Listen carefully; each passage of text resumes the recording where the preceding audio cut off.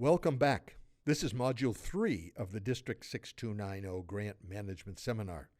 In this module, we will talk about planning and writing district local and district international grants. Before we get into the grant applications themselves, I want to remind you how important it is for your club to be qualified.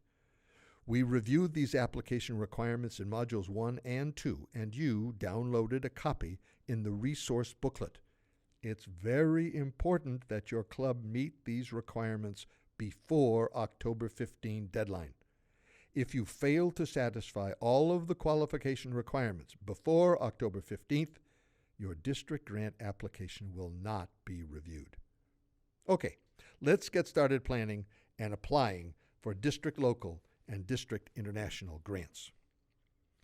Qualified clubs may apply as the lead club for one district local grant and one district international grant every year.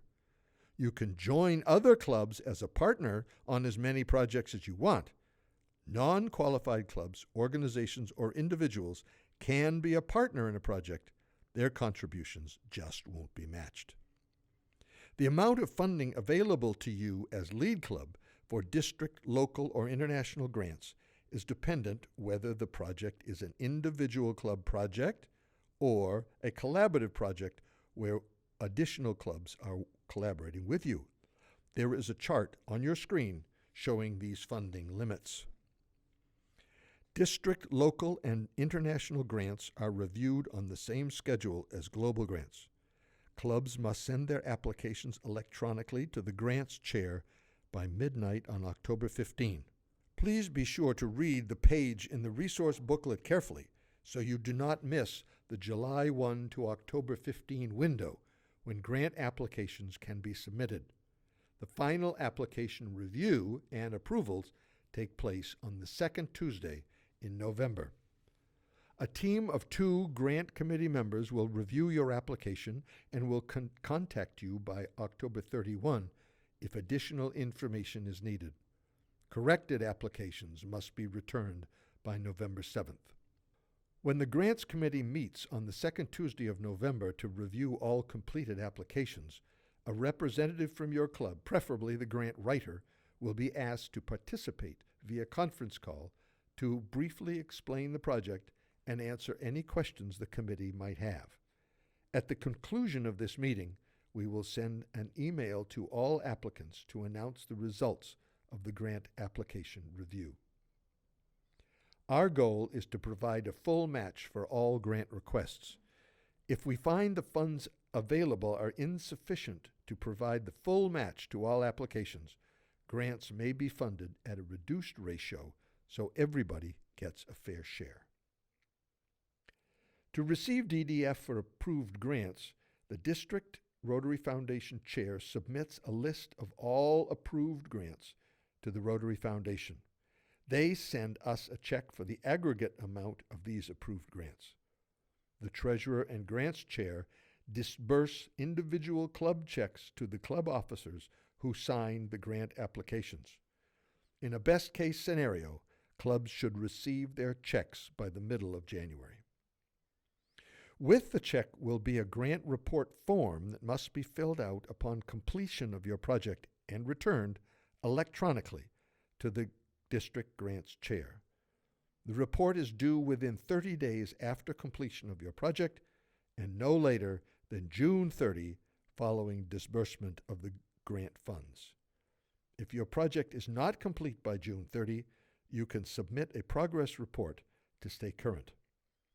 If no report has been received by October 15th, your club may be ineligible to apply for any grants for the next 2 years. Please make sure you complete your reports and submit them on time. In the resource booklet are the applications for the district local grant and a district international grant. Both district local and district international applications are available in writable format on the district website. You have downloaded a document, Navigation for Foundation Materials, on the district website in the resource booklet. This will help you find the applications. Let's start with the district local grant application. Please have the 2 district applications in front of you as we go through the next parts of this webinar. You can pause this video while you dig them out of the resource booklet. This is a very simple form, so let's go right to sections 6, 7, and 8. If you have questions when you get around to the first sections of the application, give someone on the Grants Committee a call and we'll be happy to help you. In section 6, remember that anyone except the club president signing the application together with the project chairperson must have completed the current grant management seminar. We have discussed this before. Don't get caught short at the last minute. The signer and the project chairperson may be the same person. In section 7, the terms and conditions are the rules of engagement for applying for, accepting, managing, and reporting on use of Rotary grant funds. Please read them and comply. Section 8 is the checklist. This checklist is to make sure you did everything right. Please do not skip over this. If you don't fill in the boxes and the blanks, the grant committee reviewer will simply send it back to you. Those are the really big points for the district local application. The rest is easy and you'll do fine with it. The international grant application is a bit more complicated than the local grant. But again, if you have any questions when you get to it, just call the grant committee for help. Like the local grant application, much of this application is quite self-explanatory, but there are some points to focus on. On page 1 and 2, there is a chart detailing what is considered eligible and what is not eligible for a district international grant. Please read this carefully. Ask if you have any questions. The most complicated part of an international grant is finding a club in another country to be your partner and host club on the ground. You and your new partner need to agree on a project that meets their community needs. We recommend that you spend your first efforts to accomplish this before you begin the application. In this matter, the international and the global grants are quite similar. You cannot be successful without first finding a partner host club that is pumped up about a project based on their community needs. In Module 2, we discussed the resources on Rotary.org that can help you find a partner club and projects. Our District Foundation Committee is able to help you find an international partner host club if this is your desire. You may contact past District Governor Brian Robertson for this information.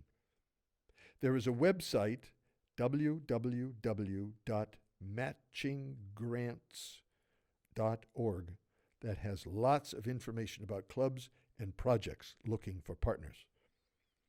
Finally, explore Rotary ideas and review the Rotary Showcase on Rotary.org for project ideas and contacts. Once you have established who you will be working with and what the project will be, you can get into selecting project committees for the host, that's them, and the international, that's you, clubs, to manage the project. You will need signatures from the host committee on page 7. Get them at the same time as the contact information. This will take some time, and it's often difficult. Start early. Now is time for the budget. By now, you and your host club should have a good working relationship, so getting detailed and accurate descriptions, quantities, and cost of the items required for the project should not be difficult. Be as specific and detailed as possible. The more that can be purchased locally by the host club, the better it will be for sustainability. If you are dealing in foreign currency, you must use the Rotary exchange rate on the RI website when you convert the local currency to US dollars. Page 5 outlines where the funding comes from. Adding more partner clubs to the project helps you drive the funding higher. This is another reason to start early, so you can find funding partners to help you get the total funding you need to get the project done. In the end, be sure that the budget expense and the funding totals match. Page 7 is where you need signatures. These frequently take time. Note that the primary contact for the international club, your club, must have completed this grant management seminar. Also note that the signer on page 8, also your club, for the final report must have completed this course. As with local grants, they can be the same person. Just as with the local grants, please read and use the checklist on page 9. It's there to be sure that you have done everything right so that you have the best chance that your grant will be successful. Please remember, if you do not complete this page, your grant will be returned as incomplete. Read and comply with the combined MOU. Stewardship addresses the responsible use, management, and oversight of foundation funds. Pay particular attention to supervision of Rotarians involved in handling funds. Submit the combined MOU as directed at the bottom of the document. Do not send it with the grant application. These are separate documents and must be submitted to different people. While some of the more stringent requirements in the MOU are for global grants and do not apply to district international grant funds, we have listed on the screen those that are required for district, local, and international grants so you can meet the stewardship requirements. It's vital that you and the partner club maintain accurate, complete, and transparent records, including receipts for all expenses paid by foundation funds. The district is required to maintain records for 5 years. We recommend that your club maintain records for completed grants as well. It is your responsibility to maintain adequate oversight and records of the foundation funds for your grant to ensure the funds are safeguarded and spent according to the plan in the application. Report any irregularities or needed changes to the district grants chair before they occur or as soon afterwards as possible. Progress and final reports are due not later than 1 year following the receipt of the grant funds. Being late creates real problems for your club and for our district.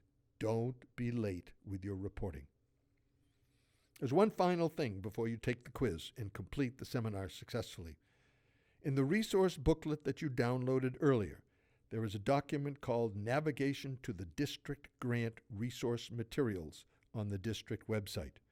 I will leave it to you to review on your own. It is self-explanatory. I encourage you to go there and look at the many resources available to help apply for district, local, and international grants. Good luck on your grant projects, and please remember, call with any questions. This is the end of Module 3.